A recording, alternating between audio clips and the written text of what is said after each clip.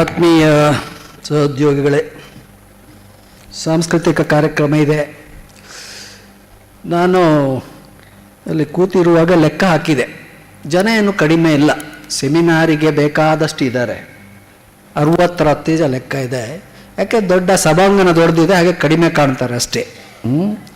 ಸೆಮಿನಾರಿಗೆ ಸಾಕು, 10 ರಿಂದ 20 ಕೂಡ ಸಾಕು, ಏನು ದೊಡ್ಡ ಸಂಖ್ಯೆ ಬೇಡ. ಏನು ಇದು ಪೊಲಿಟಿಕಲ್ ವೇದಿಕೆ ಅಲ್ವಾ? ಓಕೆ, ಈಗ ಇಷ್ಟವರೆಗೆ ನಮ್ಮ ಸಾಹಿತ್ಯದ ಗೆಳೆಯರು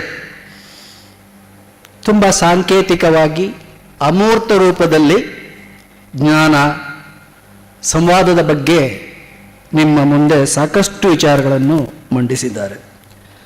ಸೊ ಎಷ್ಟೋ ಸಾರಿ ಅವರು ಏನು ಈಗಾಗಲೇ ಹೇಳಿದ್ದಾರೆ.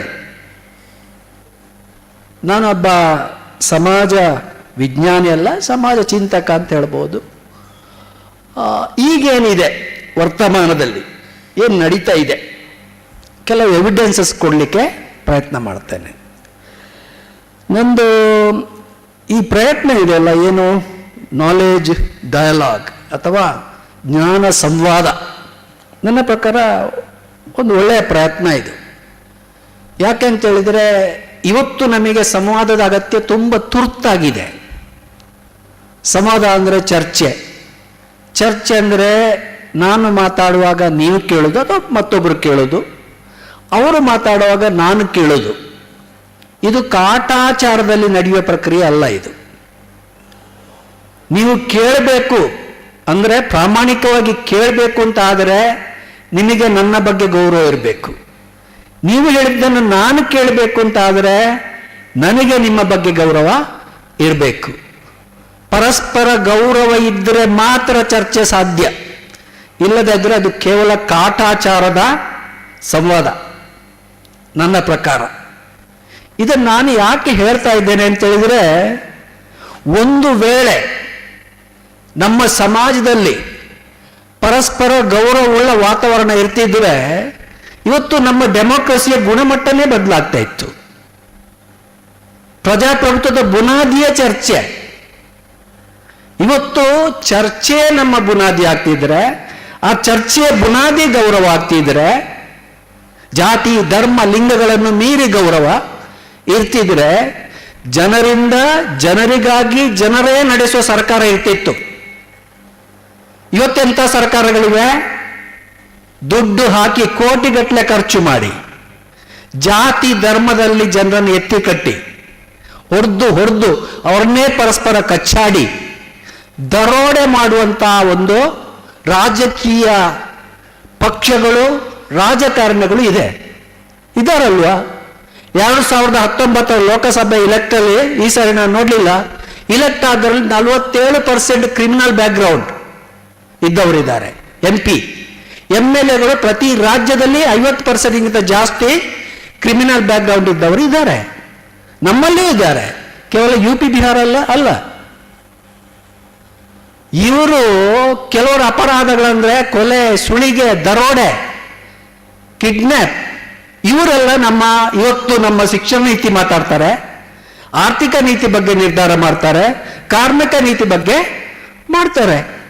ಆದರೂ ನಾವು ತುಂಬ ಕೂಲಾಗಿ ಸಂವಾದ ನಡೆಸ್ತಾ ಇದ್ದೇವೆ. ಒಂದು ವೇಳೆ ಜನಸಾಮಾನ್ಯರು ಪಡುವ ನೋವು ನಾವು ಅನುಭವಿಸ್ತಿದ್ದೇವೆ, ಇಷ್ಟು ಕೂಲಾಗಿ ನಾವು ಸಂವಾದ ನಡೆಸಲಿಕ್ಕೆ ಸಾಧ್ಯ ಇರಲಿಲ್ಲ. It's highly impossible. No we never felt. ನಾವು ಯಾವತ್ತೂ ಜನಸಾಮಾನ್ಯರ ಸ್ಥಾನದಲ್ಲಿ ನಿಂತು ಆಲೋಚನೆ ಮಾಡಲಿಲ್ಲ.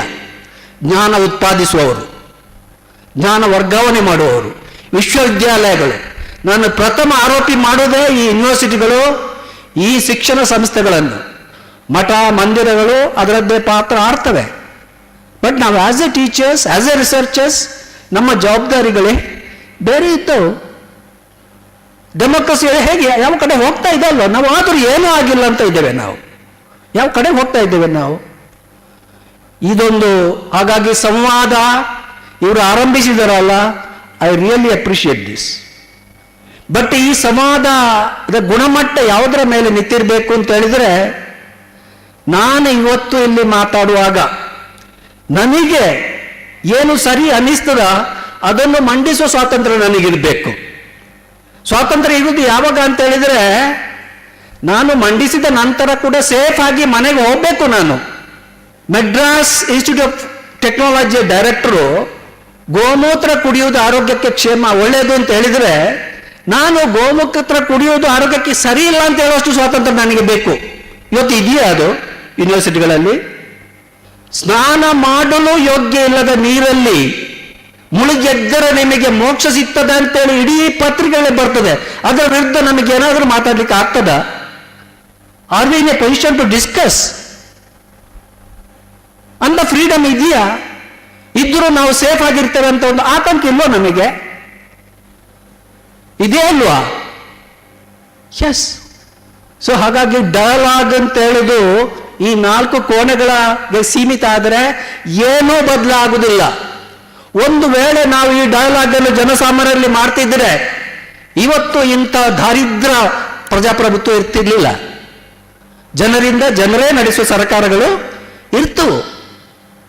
ಬಟ್ ನಮ್ಮ ದುರಂತ ಏನಿದೆ ಅಂತ ಹೇಳಿದ್ರೆ ನಾವು ಏನು ನಂಬಿದ್ದೇವೆ ಅದಕ್ಕೆ ವಿರುದ್ಧವಾದನ್ನು ಒಪ್ಪಲಿಕ್ಕೆ ರೆಡಿಯೇ ಇಲ್ಲ ನಾವು. ಸೊ ಇದು ಇಂಥ ಒಂದು ಪರಿಸರದಲ್ಲಿ dialogue is very tough. But anyway ಪ್ರಯತ್ನ ಅಂತೂ ಇದನ್ನು ಮೆಚ್ಚಲೇಬೇಕು.